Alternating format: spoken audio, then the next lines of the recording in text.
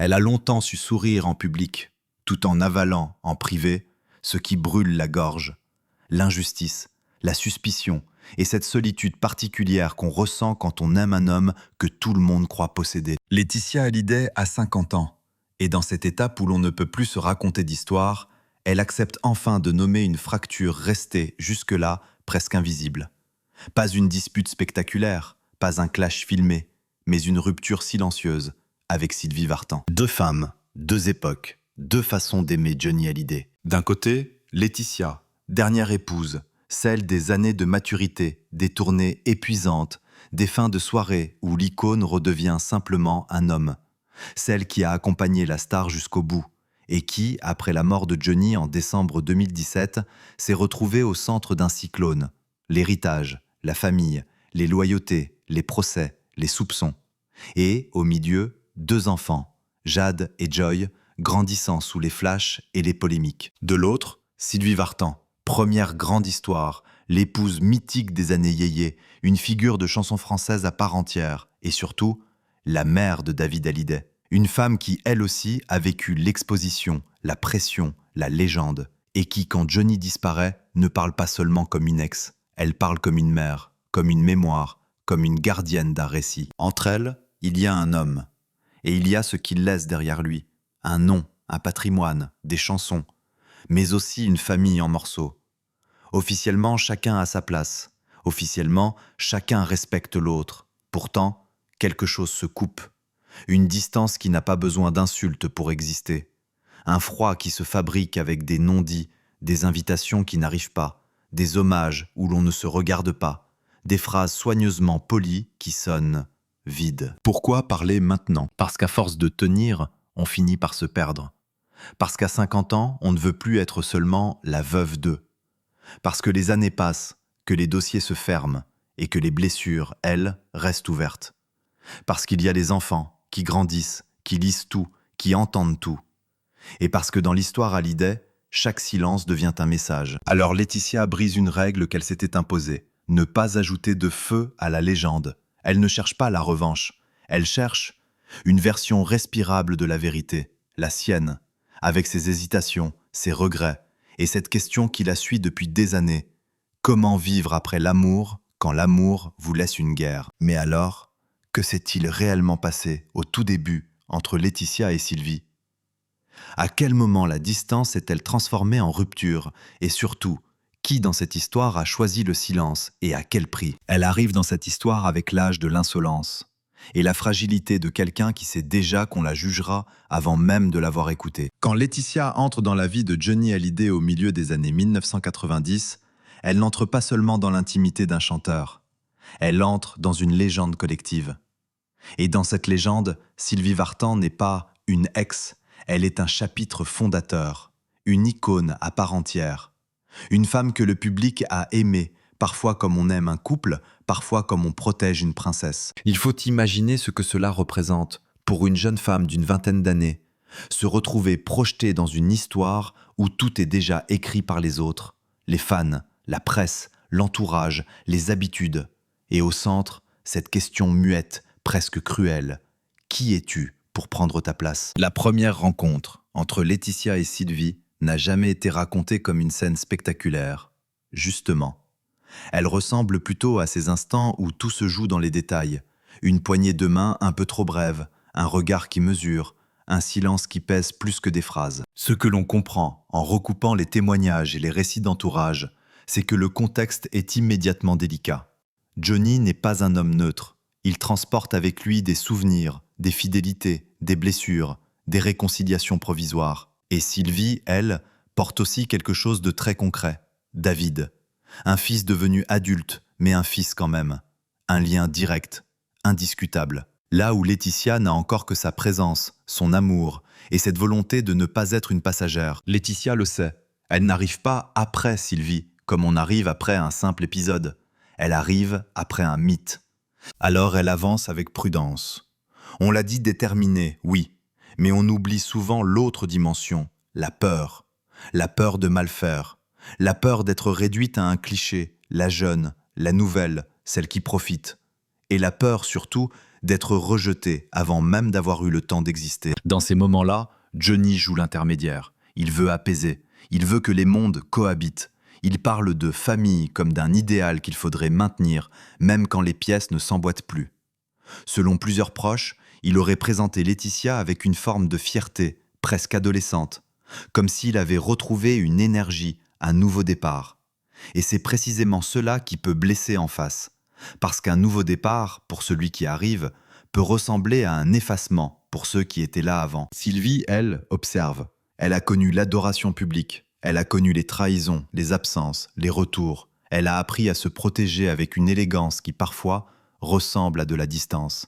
Et dans cette rencontre, ce n'est pas la jalousie qui domine, du moins pas celle qu'on fantasme. C'est autre chose, un réflexe de contrôle, une vigilance, le besoin de comprendre qui entre dans le cercle. Laetitia, plus tard, laissera entendre que cette première période a été marquée par une politesse froide. Pas d'attaque frontale, mais pas de chaleur non plus. Et ce type de relation est souvent le plus difficile à vivre, parce qu'il n'y a rien à réparer officiellement, rien qui puisse se régler avec des excuses. « Je ne suis pas là pour prendre quoi que ce soit », imagine-t-on Laetitia penser, sans forcément oser le dire. « Je suis là parce que je l'aime. » Mais face à une femme comme Sylvie Vartan, dont la présence se suffit à elle-même, l'amour ne fait pas toujours preuve. Il faut du temps, il faut des gestes, il faut des preuves silencieuses. Et puis il y a la scène publique. Les hommages, les dîners, les anniversaires, les apparitions où tout le monde se regarde. Dans ce théâtre-là, Laetitia comprend très vite une règle. Chaque détail sera interprété. Si elle parle trop, on dira qu'elle s'impose. Si elle se tait, on dira qu'elle méprise. Si elle sourit, on dira qu'elle joue.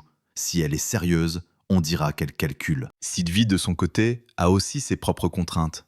Elle ne peut pas être simple. Elle est Sylvie Vartan, une figure que l'on scrute. Et elle a cette loyauté envers son fils, envers une histoire, envers ce qu'elle estime juste. Sa retenue devient un langage. Alors la rencontre, au fond, n'est pas un moment. C'est un début de rapport de force feutré, un face-à-face sans éclat. Deux femmes qui s'évaluent, chacune avec ses blessures, chacune avec ses codes. Et au milieu, Johnny, persuadé que l'amour peut tout recoudre, sans toujours mesurer la profondeur des coutures. Mais alors, comment, dans les années qui suivent, ce froid poli se transforme-t-il en véritable fracture? À quel moment la gloire et l'exposition accélèrent-elles les malentendus? Et surtout, qu'est-ce qui, chez Johnny, nourrit parfois malgré lui cette rivalité d'ombre entre les fans de sa vie? À ce moment-là, tout le monde regarde Johnny. Mais personne ne voit vraiment ce que vivent les deux femmes qui gravitent autour de son nom. L'une comme passé mythifié, l'autre comme présent scruté. Et dans les années de gloire, ce n'est pas seulement la musique qui monte, c'est la pression. Pour Laetitia, les années qui suivent son entrée dans la vie de Johnny ressemblent à une accélération brutale. Elle n'est pas un personnage secondaire. Très vite, elle devient un repère. Dans un univers où l'on change d'équipe, de rythme, d'humeur et parfois de ville en 24 heures, elle s'installe comme une présence constante. Tournée, enregistrement, plateau, interview. Et cette réalité-là, souvent invisible à l'écran, l'après-concert, le lendemain matin, la fatigue, les inquiétudes, les petites blessures qu'on ne montre pas. Dans les années 1990 et 2000, Johnny continue d'être une machine de scène. Il remplit, il revient, il se réinvente. Et autour de lui, l'image est une industrie. Laetitia apprend à exister dans un système où chaque geste devient une info, chaque silence une rumeur. Elle devient, qu'elle le veuille ou non, la femme qu'on interroge pour comprendre l'homme. Et c'est là que commence une confusion typiquement française. On ne lui demande pas seulement d'aimer Johnny, on lui demande de mériter Johnny. Pendant ce temps, Sylvie Vartan traverse ces mêmes décennies avec une autre forme de puissance, celle d'une carrière qui n'a pas besoin d'être adossée à un homme pour tenir debout. Sylvie n'est pas une nostalgie, elle reste une figure, une voix, une présence. Elle porte aussi une mémoire collective, les années yéyé, une certaine idée du glamour, et cette capacité à rester digne quand l'époque change. Mais alors, comment cohabitent ces deux statuts? Officiellement, tout est calme. Il y a des sourires lors de certains événements, des hommages où l'on se croise, des instants où l'on fait comme une famille. Officiellement, on respecte les places. Pourtant, dans la réalité, la gloire a un effet pervers. Elle ne rapproche pas. Elle compare. Car la gloire de Johnny, à cette période, n'est pas seulement artistique, elle est mythologique. Et dans un mythe, chacun veut tenir un rôle clair. la première épouse légendaire, la dernière épouse protectrice, le fils, les filles. Et la presse, elle, adore les cases. Elle les alimente, elle les durcit. Laetitia, dans ces années-là, devient aussi la cible idéale d'un récit simpliste. La jeune femme qui a pris la place. Sauf que la place n'est pas un fauteuil vacant. C'est un territoire affectif, chargé de souvenirs, de loyauté ancienne, de blessures non refermées. Et à mesure que Johnny avance en âge, à mesure que les années passent, le couple qu'il forme avec Laetitia devient le présent officiel, celui que l'on photographie, celui que l'on montre, celui que l'on interroge. Pour Sylvie, cela produit une sensation étrange, voir un homme qui fut central dans sa vie continuer son histoire sans elle. Ce n'est pas un drame sentimental au sens classique, c'est une question de récit. Parce que Johnny et Sylvie ont été un symbole. Et quand un symbole continue sans vous, vous sentez malgré vous que l'époque vous a déplacé. Mais alors, ce qui rend la période particulièrement délicate, c'est David. Dans la logique familiale, David Hallyday est un lien irréfutable. Il est celui qui rappelle que l'histoire ne commence pas avec Laetitia. Et chaque fois que Johnny apparaît en père ou en patriarche, chaque fois qu'il parle de transmission, il y a, dans l'air, une question silencieuse. Transmission à qui ? Et de quoi ? La gloire amplifie tout. Un album devient un enjeu, une tournée devient une bataille d'images, un mot dans une interview devient une preuve. Et Laetitia, qui voulait au départ vivre une histoire d'amour, se retrouve progressivement gestionnaire d'une stabilité fragile. Pas seulement pour Johnny, pour toute la maison. C'est aussi l'époque où l'on voit Laetitia s'investir dans des causes, dans des engagements, dans la représentation d'une famille recomposée, moderne. Certains y voient de la sincérité, d'autres une stratégie. Et c'est précisément là que la relation avec Sylvie se tend, parce que Sylvie, par tempérament, par culture, par génération, ne parle pas le même langage médiatique. Sylvie, elle, fonctionne au retrait, à l'élégance, à la maîtrise, là où Laetitia doit, souvent, répondre, expliquer, justifier. Deux façons de survivre à la célébrité, deux façons d'être une femme sous les projecteurs. Et entre ces deux styles, le malentendu est facile. Dans les années de gloire, la rupture n'existe pas encore officiellement, mais les fissures se préparent. Elles se préparent dans ce qui n'est pas dit, dans les conversations qui ne se font pas, dans la fatigue d'être interprété, dans la sensation d'être en permanence en représentation face à l'autre. Et puis, il y a Johnny lui-même, avec son instinct de scène, son besoin d'intensité, sa façon d'aimer en grand, parfois en désordre. Il pense souvent réconcilier par sa seule présence, mais il laisse aussi, parfois, les femmes de sa vie face à une compétition qu'il ne nomme pas, comme si tout devait rester implicite. Mais alors, à quel moment la gloire se transforme-t-elle en distance froide ? Quel événement, quel mot, quel non-dit fait basculer la politesse en fracture ? Et surtout, quand les premiers problèmes sérieux surgissent, qui se retrouve vraiment au centre et qui se sent brutalement mise à l'écart ? Elle commence à comprendre une chose brutale. Dans une famille célèbre, la rupture ne naît pas d'un grand cri. Elle naît d'une accumulation de petits silences. Pendant longtemps, Laetitia et Sylvie ont tenu la façade d'une coexistence. Polie, maîtrisée, supportable. Mais à mesure que les années passent, la mécanique se dérègle. Pas parce que l'une attaque l'autre frontalement, justement, parce que chacune se replie sur sa logique, et que Johnny, lui, se retrouve au centre d'une géographie affective impossible à équilibrer. Mais alors, qu'est-ce qui fissure exactement ? D'abord, il y a l'entourage, le fameux clan, les habitudes, les proches, les décisions prises dans l'urgence des tournées, des projets, des retours tardifs. Pour Laetitia, ce clan devient une forteresse. On protège Johnny, on protège la maison, on filtre, on évite les tensions. Pour Sylvie, vue de l'extérieur, cette forteresse peut ressembler à une barrière, un monde où l'on entre seulement si l'on est validé. Et dans ce genre de configuration, l'affect se transforme vite en soupçon. Pourtant, les fissures les plus profondes ne viennent pas d'un dîner raté ou d'une phrase de travers. Elles viennent d'un sentiment, celui d'être progressivement déplacé. David, lui, reste le point sensible. Non pas parce qu'il cherche le conflit, mais parce qu'il incarne une continuité que personne ne peut effacer. Et chaque fois que Johnny fait un pas vers son présent, vers sa vie avec Laetitia, vers une nouvelle cellule familiale, vers un quotidien construit autrement, cela réactive mécaniquement une question chez les autres. Et nous, où sommes-nous dans cette histoire ? Ce soir-là, dans les coulisses d'un événement public, d'un anniversaire, d'un rendez-vous où la famille est censée être unie, il suffit parfois d'un détail, une place à table, une absence de coup de fil, une invitation qui arrive tard. Rien d'extraordinaire, rien de prouvable, mais tout est ressenti. Et ce qui est ressenti finit par s'imprimer comme une vérité. Laetitia, de son côté, vit une pression constante. Tenir Johnny debout, le préserver, éviter les drames, gérer l'image, calmer les incendies médiatiques. Plus elle prend ce rôle au sérieux, plus elle devient aux yeux des autres celle qui contrôle. Or, dans une famille recomposée, la figure qui contrôle devient vite la figure à qui l'on reproche. Et Sylvie, dans ce contexte, n'a pas besoin de faire de grands discours. Sa réserve suffit, son silence suffit. Parce qu'en face, ce silence est interprété. Laetitia le ressent comme une condamnation muette, pas d'effort visible, pas de chaleur, pas de geste qui dirait « je te reconnais ». Sylvie, elle, peut ressentir l'inverse, une histoire qui se déroule désormais sans elle, comme si l'on voulait la reléguer au rang de passé glorieux. Les malentendus s'installent aussi dans les médias. Une interview de l'un, une phrase reprise, amplifiée, détournée, un hommage où l'on cite certains noms et pas d'autres, une photo de famille qui circule et dont on scrute les absents. La France adore les symboles. Et dans le récit Hallyday, chaque symbole est explosif. On entend parfois dans les récits d'entourage, dans la presse people, dans les confidences d'après-coup, que les conversations deviennent indirectes. On ne se parle plus franchement. On se parle à travers quelqu'un. Ou pire, on se parle par déclaration publique interposée.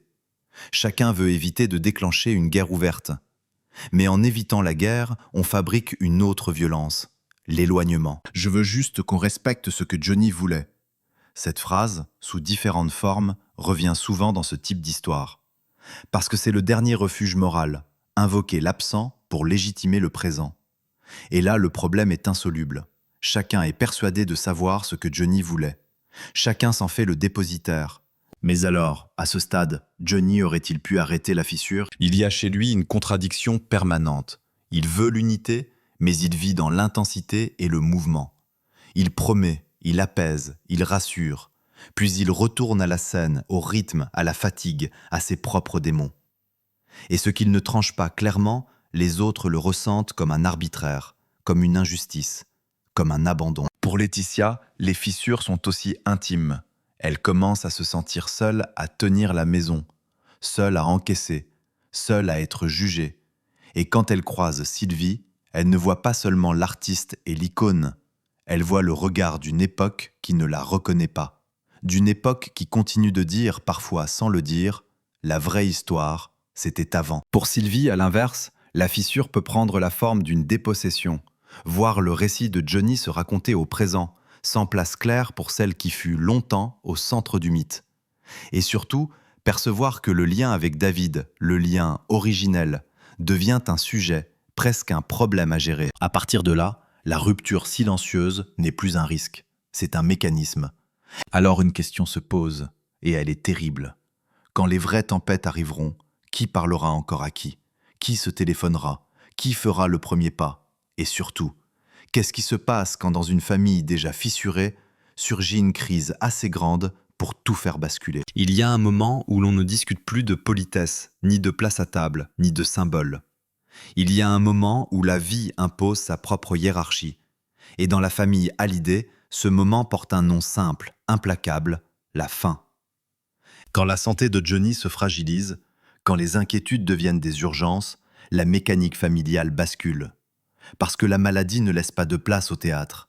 Elle oblige à choisir qui est là, qui décide, qui protège, qui informe, qui reste au chevet, et qui se retrouve soudain à la porte. Pour Laetitia, c'est l'épreuve absolue. Elle devient la compagne, la soignante, la protectrice, la barrière entre l'homme et le monde. On la voit comme celle qui tient, mais tenir parfois, c'est couper. Et couper dans une famille recomposée est immédiatement interprété comme une volonté d'exclure. Mais alors, la crise ne s'installe pas en une nuit. Elle se construit dans une suite de gestes dictés par l'urgence. Filtrer les visites pour préserver la fatigue, restreindre l'accès, éviter les fuites, gérer les déplacements, protéger l'image d'un Johnny affaibli. Tout cela peut être rationnel, tout cela peut être humain. Pourtant, vu de l'extérieur, cela peut devenir insupportable. Sylvie, elle, vit cette période avec un mélange de pudeur et d'inquiétude. Parce qu'un ex-compagnon célèbre, ce n'est pas n'importe quel ex-compagnon. C'est une part de votre histoire intime, une part de votre jeunesse, une part de votre identité publique. Et quand cet homme approche de la fin, la question n'est pas qui a raison. La question est, ai-je le droit d'être là? Dans ces moments-là, la communication devient une matière explosive. Un appel manqué, un message tardif, une information donnée à moitié. Et tout se transforme en blessure. Mais alors, il y a surtout David.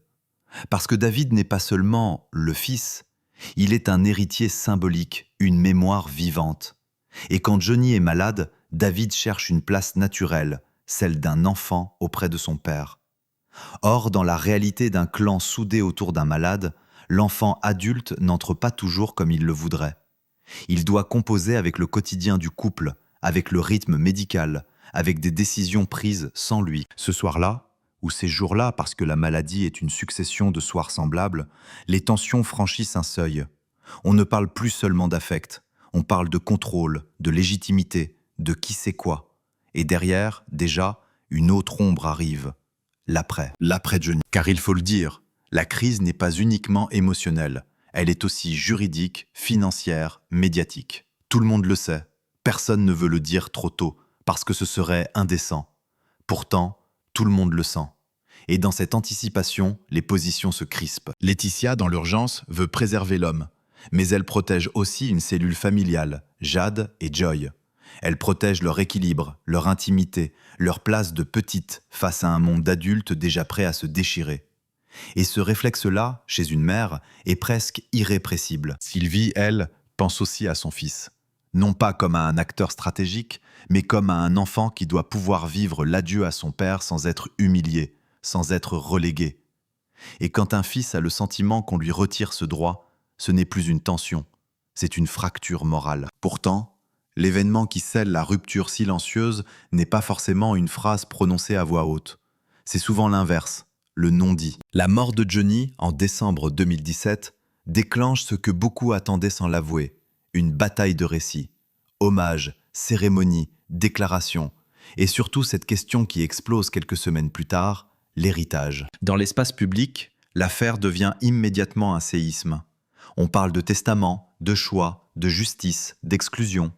On oppose les enfants et la veuve. On décortique des documents comme on décortique des sentiments. Et Laetitia se retrouve du jour au lendemain dans une position impossible. Endeuillée, exposée, accusée, sommée de se justifier. Et c'est là que la relation avec Sylvie bascule définitivement. Parce que Sylvie, même si elle reste souvent mesurée, est perçue comme proche de David, donc comme un camp. Même si elle n'attaque pas frontalement, sa simple position de mère et de figure historique donne du poids à l'idée que quelque chose ne va pas. Laetitia, elle, vit cette période comme une violence totale. Non seulement elle perd l'homme, mais elle perd le droit à une douleur simple. Sa douleur devient un procès, son amour devient un dossier, son silence devient une preuve. Mais alors, dans cette crise, l'espace pour la réconciliation disparaît. On ne parle plus pour se comprendre, on parle pour se défendre. On ne se téléphone plus pour dire « Comment vas-tu ?» On se contacte par avocat, par communiqué, par phrases calibrées. Et Sylvie, de son côté, choisit souvent la distance. Une distance qui, pour Laetitia, ressemble à une condamnation silencieuse. Une distance qui dit « Je ne participerai pas à ton récit ». À partir de là, la rupture n'a plus besoin de cris. Elle est actée par la structure même du conflit. Reste une question, essentielle. Après la tempête médiatique et judiciaire, comment vit-on, humainement, avec cette fracture ? Comment continue-t-on quand on sait que chaque mot peut rallumer l'incendie ? Et surtout, que devient Laetitia quand la guerre extérieure s'apaise, mais que la guerre intérieure, elle, continue ? Elle découvre alors une vérité presque honteuse. Après un drame public, le silence n'est pas la paix. C'est une autre forme de combat. Une fois la vague la plus violente passée, celle des gros titres, des plateaux, des débats sur qui a droit à quoi, il reste le quotidien. Et le quotidien, pour Laetitia, n'a rien d'un retour à la normale.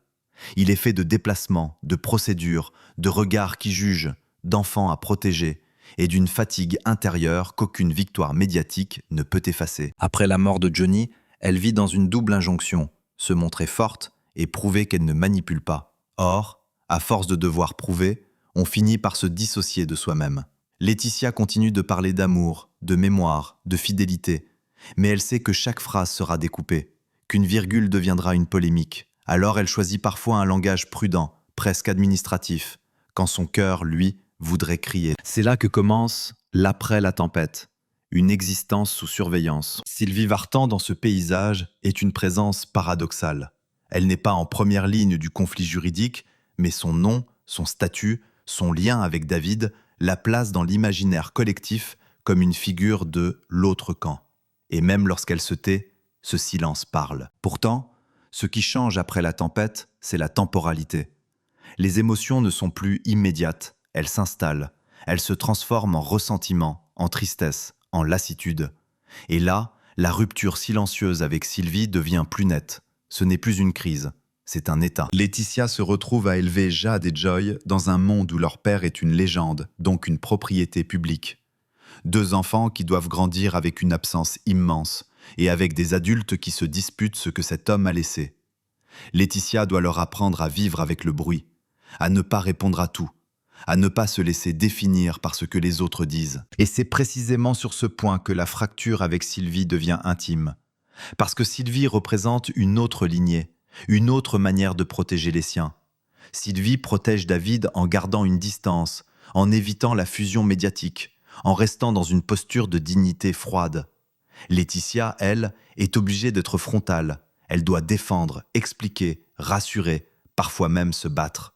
2 stratégies opposées, 2 systèmes de survie. Mais alors, dans l'après, il existe des moments qui auraient pu rapprocher. Les anniversaires, les dates symboliques, les hommages à Johnny, les cérémonies où l'on se demande qui sera là, qui sera mentionné, qui sera absent. Chaque événement devient un test. Et dans ces tests, Laetitia comprend qu'il n'y aura pas de main tendue simple, pas de phrase qui réparerait tout. Parce qu'un conflit comme celui-là ne détruit pas seulement une relation personnelle, il modifie la confiance. Et sans confiance, la politesse devient une frontière. Laetitia cite parfois la mémoire de Johnny comme un guide. Il aurait voulu que, dit-on dans ce genre d'histoire. Mais plus le temps passe, plus elle se rend compte que cette phrase est un piège. Parce que Johnny, vivant, était complexe, contradictoire, capable d'amour immense et de décisions douloureuses. Le réduire à une intention unique, c'est se condamner à la guerre d'interprétation. Alors elle se replie sur autre chose, ce qu'elle peut contrôler. Le récit qu'elle construit pour ses filles, leur sécurité émotionnelle, leur avenir. Sylvie, elle, ne participe pas à ce récit. Elle reste à côté. Et c'est là que Laetitia ressent la rupture comme une exclusion morale, comme si sa place d'épouse, de veuve, de mère des derniers enfants n'était jamais vraiment reconnue par la première grande figure féminine de l'histoire Hallyday. Mais alors, l'après est aussi le moment des phrases indirectes, des propos rapportés, des interviews où l'on répond à demi-mots. On ne dit pas le nom, mais tout le monde comprend de qui l'on parle.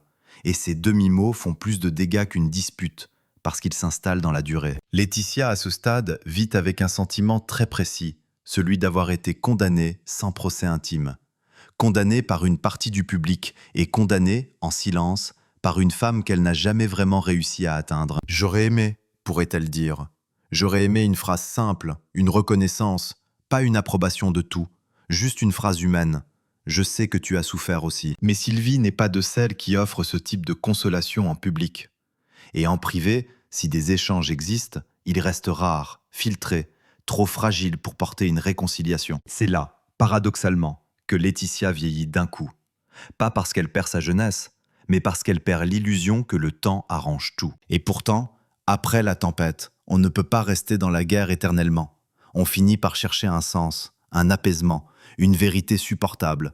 Alors une autre question se prépare, plus lourde encore.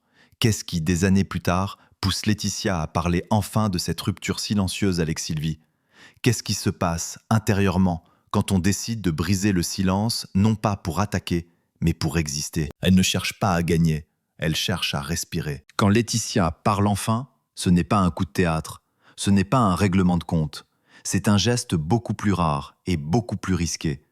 Dire une vérité personnelle dans une histoire où tout le monde croit déjà connaître la vérité. À 50 ans, elle n'a plus l'âge de se cacher derrière les formules. Elle sait que quoi qu'elle dise, on la soupçonnera.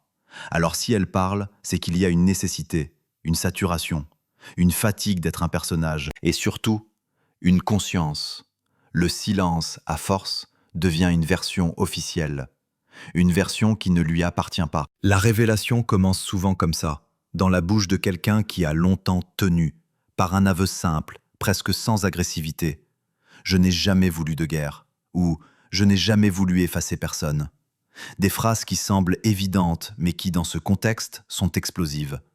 Parce qu'elles sous-entendent l'inverse de ce que le public a parfois cru. Elles marquent des pauses, elles choisissent ses mots, comme quelqu'un qui sait qu'une seule phrase peut se retourner contre elle. Ce n'était pas un conflit ouvert, dit-elle, ou le laisse entendre. C'était une absence. Et ce mot-là, absence, change tout. Il déplace le sujet. On n'est plus dans la rivalité spectaculaire. On est dans l'indifférence, dans le refus d'entrer en lien, dans ce vide qui fait plus mal qu'une dispute. Mais alors, que révèle-t-elle exactement? D'abord, elle met des contours sur ce qu'elle appelle la rupture silencieuse. Ce moment où elle comprend qu'avec Sylvie, il n'y aura pas d'espace commun, pas de terrain neutre, pas de conversation de femme à femme, pas de phrase du type « on ne s'aime pas mais on se respecte ». Non. Un rapport gelé, où chacun reste à sa place, et où le moindre pas peut être interprété comme une provocation. Laetitia raconte, sans forcément donner une scène précise, la sensation d'être constamment illégitime aux yeux de Sylvie. Pas illégitime juridiquement, illégitime affectivement. Comme si son amour arrivait toujours trop tard. Comme si elle ne serait jamais autre chose que la dernière. Elle évoque aussi ce que peu de gens veulent entendre. La solitude d'accompagner Johnny dans ses fragilités. Elle rappelle que vivre avec une icône, ce n'est pas vivre avec une statue. C'est vivre avec un homme parfois épuisé, parfois angoissé, parfois vulnérable. Et qu'au moment de la maladie, le monde ne voit que deux choses, la légende et le conflit. Elle voit un corps, une faim, des nuits, des médecins, des décisions, et derrière une angoisse, protéger ses filles de l'effondrement. Et c'est ici que la révélation devient plus dure. Elle suggère que la rupture avec Sylvie n'a pas été seulement un malentendu de personnes. Elle a été une divergence de loyauté. Sylvie est loyale à David. Laetitia est loyale à Jade et Joy. Et quand Johnny disparaît, ces loyautés deviennent des frontières. Laetitia ne dit pas « Sylvie a eu tort ». Elle dit plutôt « Sylvie ne m'a jamais reconnu ». Ce n'est pas la même accusation. C'est une blessure. Un silence long s'installe, même dans la narration. Parce que ce genre de phrase, dans une histoire si publique, est une confession intime. Elle admet que ce refus de reconnaissance l'a abîmée. Elle évoque aussi, sans s'y attarder comme sur un dossier, la violence des années d'après, l'impression d'être jugée par une partie de la France comme une intruse, et de sentir, en arrière-plan, que le regard de Sylvie ne viendrait jamais apaiser cela. Comme si l'icône du passé gardait, par son immobilité, un pouvoir moral sur le présent. Mais alors, ce qui rend sa parole la plus intéressante, c'est qu'elle ne cherche pas à salir. Elle reconnaît, en creux, que Sylvie a ses raisons, sa culture, son tempérament, son histoire. Sylvie a aimé Johnny à une époque où tout était différent, où la pression médiatique ne se vivait pas pareil, où l'on ne réparait pas les choses en faisant une story. Sylvie est d'une génération qui protège par la distance, par la retenue, par le contrôle de l'image. Et pour Laetitia, cette retenue a ressemblé à un mur. Elle révèle donc moins un événement qu'un système, deux femmes qui ne parlent pas le même langage émotionnel. Et puis il y a le point le plus délicat, celui qu'elle aborde avec précaution.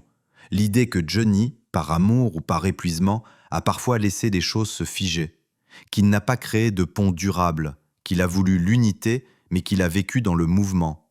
Et que cette absence de pont, après sa mort, s'est transformée en gouffre. Laetitia ne trahit pas Johnny. Au contraire, elle le rend humain. Et c'est peut-être cela, sa vraie audace. Dans un pays qui veut un mythe, elle raconte un homme. À 50 ans, sa parole ressemble à une tentative de remettre les choses à leur place. Sylvie n'est pas une ennemie, mais elle n'a jamais été une alliée. Et ce manque d'alliance, dans une famille recomposée, endeuillée, peut devenir une douleur constante. Elle s'arrête. Et on comprend que ce qu'elle espère, au fond, n'est pas une réconciliation publique. Ce serait trop tard, trop artificiel. Elle espère autre chose, que sa douleur soit enfin entendue sans être disqualifiée. Reste alors la dernière question, celle qui plane après toute révélation. Que fait-on de cette vérité quand on l'a dite? Comment conclure sans accuser, sans pardonner de façade, sans réécrire le passé? Comment laisser une histoire se terminer sans la refermer complètement? À la fin, ce n'est pas la justice qui apaise, ce n'est pas non plus la presse qui tranche. Ce qui reste, c'est une vérité plus simple et plus cruelle. On peut avoir aimé le même homme sans jamais parvenir à se comprendre. Laetitia a parlé et, paradoxalement, après avoir parlé, elle n'obtient pas forcément ce que l'on imagine. Il n'y a pas de scène de réconciliation, pas de message public, pas de réponse solennelle. Il y a quelque chose de plus réaliste, un silence qui continue, mais qui n'a plus exactement la même couleur. Parce que désormais, elle a posé des mots sur ce qui pendant des années a été réduit à des rumeurs et à des camps. À 50 ans, elle ne cherche plus à être aimée de tous. Elle cherche à ne plus être enfermée dans une caricature. Dire rupture silencieuse n'était pas une manière de dramatiser, c'était une manière de décrire ce que beaucoup vivent dans les familles recomposées, loin des projecteurs. Une distance que personne ne revendique, mais que tout le monde subit. Une absence de geste, une incapacité à créer un terrain commun. Sylvie, elle, reste Sylvie, une figure qui ne se livre pas facilement. Dans l'imaginaire français, elle incarne une élégance, une maîtrise, une certaine pudeur. Et cette pudeur est à double tranchant. Elle protège, mais elle peut aussi blesser, parce qu'elle laisse l'autre seul avec ses interprétations. Il serait tentant de transformer cette histoire en verdict. Qui a eu raison? Mais ce serait trahir ce qu'elle raconte réellement. Car cette rupture silencieuse n'est pas seulement un conflit de personnes, c'est un choc de génération, de codes, de manière d'aimer et de survivre. Laetitia a vécu Johnny comme un présent total, une vie à gérer au quotidien, une fin à accompagner, une mémoire à défendre ensuite. Sylvie l'a vécu comme une histoire fondatrice, un mythe partagé avec le public, mais aussi comme le père de son fils. Deux vérités qui se superposent et qui ne s'annulent pas. Et pourtant, elles ne se sont jamais additionnées non plus. Dans le calme relatif qui suit les tempêtes, Laetitia avance avec une responsabilité très concrète. Les enfants. Jad et Joy grandissent, et tout ce qui a été dit sur leur père, sur leur famille, sur leur héritage, finira tôt ou tard par leur revenir. Alors Laetitia construit une narration intérieure, une histoire à hauteur d'enfant, pas à hauteur de tribunal. Elle ne pourra pas leur épargner tout, mais elle peut leur offrir un cadre, celui d'un amour qui n'était pas un calcul, d'un père qui les a aimés, d'une famille imparfaite, mais réelle. Et Sylvie, de son côté, continue de porter sa propre cohérence. Protéger David, protéger sa dignité, ne pas se laisser aspirer dans un récit qui la dépasse. On peut critiquer cette distance, on peut aussi la comprendre. La pudeur, parfois, est une façon de ne pas trahir, de ne pas abîmer davantage, de ne pas faire du deuil un spectacle. Le problème dans cette histoire, c'est que les deux stratégies se contredisent. Laetitia a besoin de paroles pour exister. Sylvie a besoin de silence pour rester droite. Et quand l'une parle, l'autre se raidit. Quand l'une se tait, l'autre étouffe. Alors l'épilogue n'est pas une conclusion, c'est un constat. Il y a des ruptures qui ne se réparent pas, parce qu'elles n'ont jamais explosé. Elles se sont simplement installées, doucement, comme une brume. On ne sait pas quand elle est arrivée, mais un jour on se rend compte qu'on ne voit plus l'autre clairement. Laetitia, en parlant, n'a pas demandé à Sylvie de changer. Elle a demandé au monde de comprendre qu'elle n'était pas une intruse dans sa propre douleur, qu'elle n'était pas seulement un personnage, qu'elle a vécu, elle aussi, quelque chose de réel, de lourd, de coûteux. Et là, peut-être, se trouve la seule forme de paix possible, ne plus attendre de l'autre ce qu'il ne peut pas donner. La paix, ici, n'est pas une amitié retrouvée, c'est une lucidité, une acceptation que certaines relations resteront incomplètes, qu'il y aura toujours dans le récit Hallyday deux femmes qui ne se rejoignent pas. Pas parce qu'elles se haïssent, mais parce qu'elles se sont manquées. Dans les derniers instants, on revient toujours à lui, à Johnny, parce qu'il est le point commun, le centre de gravité. Mais Johnny, lui, n'est plus là pour arranger, pour apaiser, pour dire « Viens, on fait un effort ». Il ne reste que ce qu'il a laissé, des chansons, des images, une trace immense, et une famille qui doit continuer sans arbitre. Et c'est peut-être cela, la leçon la plus humaine de cette histoire. L'amour ne suffit pas toujours à faire famille. La famille, c'est aussi une construction, des gestes, des paroles, des ponts. Et quand ces ponts ne sont pas construits à temps, l'après devient une traversée sans passerelle. Et sur la table, il reste une photo. Le temps, lui, ne dit plus rien.